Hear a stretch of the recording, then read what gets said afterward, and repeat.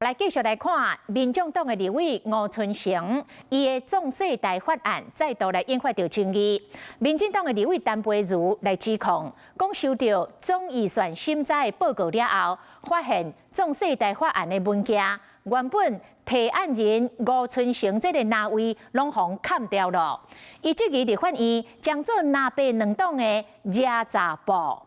吴春成出面来反驳，讲因所提出的所有预算拢无惹查，呼吁民进党唔通为着大罢免，甲三党的共识，壮世代这个法案来污名化。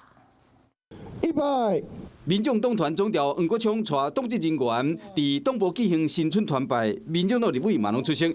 结果人嘛伫现场吴春成的壮世代法案，和民进党的立委陈培如发现讲，众议员的审查报告中提案人的部分，伊的名拢互砍掉去。我们所提出去的所有的预算都是完全没有遮蔽。为什么后来显示出来？这个可能要问议事组。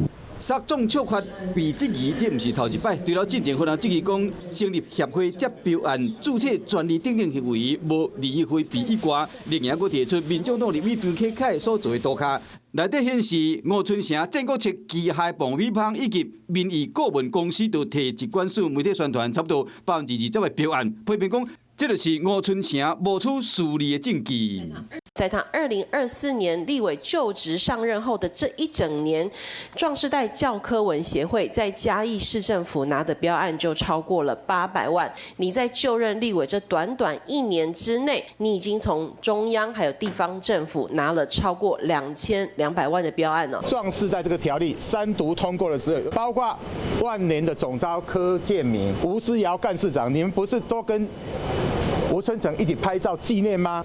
我们要讲西归欢景，你为什么前后这么不一呢？面对民进党针对民众党壮世代的争议，吴春成虽然重申过几啊摆，相关的企业已经无职务加持股，不过一件一件案件，拢一直互人提出来公开检视。Hello， 我是蒋欣梅，想要抢先掌握最及时的新闻资讯吗？赶快订阅、按赞、开启小铃铛，锁定华视新闻 YouTube 频道。